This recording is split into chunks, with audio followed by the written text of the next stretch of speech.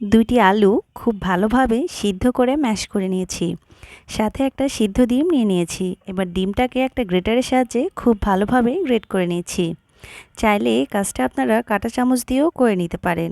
দেখুন আমি খুব ভালোভাবে ডিমটাকে গ্রেট করে নিয়েছি। তারপর এখানে আমি দিয়ে দিচ্ছি হাফ কাপ চিজ। অবশ্যই কিন্তু চিজটা ব্যবহার করবেন। সাথে দিয়ে দিচ্ছি 1/4 কাপ পরিমাণ পেঁয়াজ কুচি, 1/4 কাপ পরিমাণ টমেটো কুচি, স্বাদমতো লবণ, হাফ চা চামচ আস্ত জিরা, 1 চা চামচ চিলি ফ্লেক্স, 1 চা চামচ চাট মশলা। এবার এই সবগুলো উপকরণ খুব ভালোভাবে মিশিয়ে নিতে হবে। আমি ঠিক কিভাবে করছি কাজটা দেখে নিশ্চয় বুঝতে পারছেন। চেষ্টা করবেন সবগুলো উপকরণ যেন খুব ভালোভাবে মিশিয়ে নেওয়া যায়। দেখুন আমি সবগুলো উপকরণ খুব ভালোভাবে মিশিয়ে নিয়েছি। চাইলে এই কাজটা হাত দিয়েও করে নিতে পারেন। তারপরে এখানে আমি কয়েক টুকরা পাউরুটি নিয়ে নিয়েছি। এবার পাউরুটির চারপাশের অংশগুলো খুব ভালোভাবে কেটে নিচ্ছি। তবে আপনারা চাইলে পাউরুটির চারপাশের অংশটা রেখেও পাউরুটি দিয়ে নাস্তাটা তৈরি করতে পারেন। তবে কেটে নিলে দেখতে ভালো লাগে, তাই এগুলো আমি কেটে নিচ্ছি। আর পাউরুটির চারপাশের অংশগুলো ফেলে না দিয়ে কিন্তু এগুলো দিয়ে আপনারা ব্রেড ক্রাম্ব তৈরি করতে পারেন। তারপর একটা পাউরুটির টুকরোর ওপরে আমি 1 চা চামচের মতো মেয়োনিজ দিয়ে দিচ্ছি। আর কিভাবে খুব সহজে মেয়োনিজ তৈরি করা যায় এই রেসিপিটা কিন্তু আমার চ্যানেলে দেওয়া আছে, চাইলে দেখে নিতে পারেন। খুব ভালোভাবে একটাতে মেয়োনিজ দিয়ে নেওয়ার পরে আরেকটাতে আমি 1 চা চামচের মতো টমেটো সস দিয়ে নিয়েছি। তারপর এখানে আমি দিয়ে দিচ্ছি আগে থেকে তৈরি করে রাখা আলুর ওই মিশ্রণটি। এবার একটু বেশি পরিমাণে আলুর মিশ্রণ দিয়ে এটাকে খুব ভালোভাবে সেট করে নিচ্ছি। দেখুন খুব ভালোভাবে দিয়ে নেওয়ার পরে আরেক টুকরা পাউরুটি আমি ওপর থেকে দিয়ে দিচ্ছি। এবার হাত দিয়ে হালকা একটু চেপে চেপে এটাকে আমি খুব ভালোভাবে সেট করে দিচ্ছি। আর এই কাজটা কীভাবে করেছি দেখে নিশ্চয়ই বুঝতে পারছেন।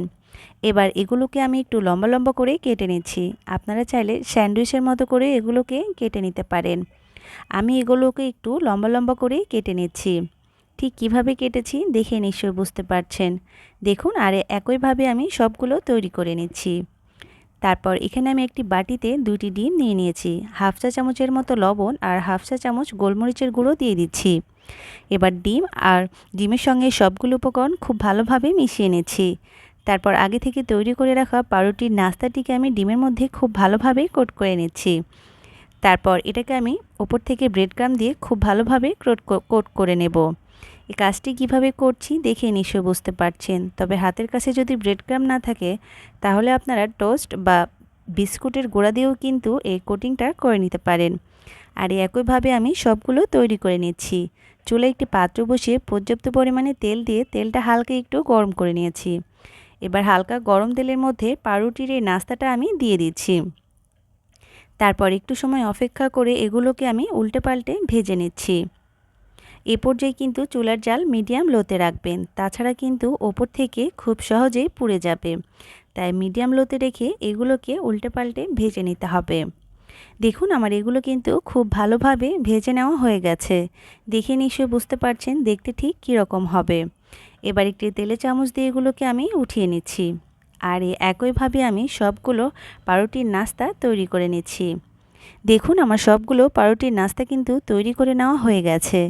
এটা দেখতে কতটা সুন্দর হয়েছে দেখে নিশ্চয়ই বুঝতে পারছেন।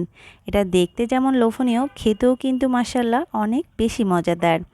সকাল সন্ধ্যার নাস্তায় কিন্তু আপনারা এটা তৈরি করতে পারেন। আবার চাইলে বাচ্চাদের টিফিনেও কিন্তু এই নাস্তাটি তৈরি করে দিতে পারেন। বাচ্চারা কিন্তু টিফিন বক্স একদম খালি করে নিয়ে চলে আসবে।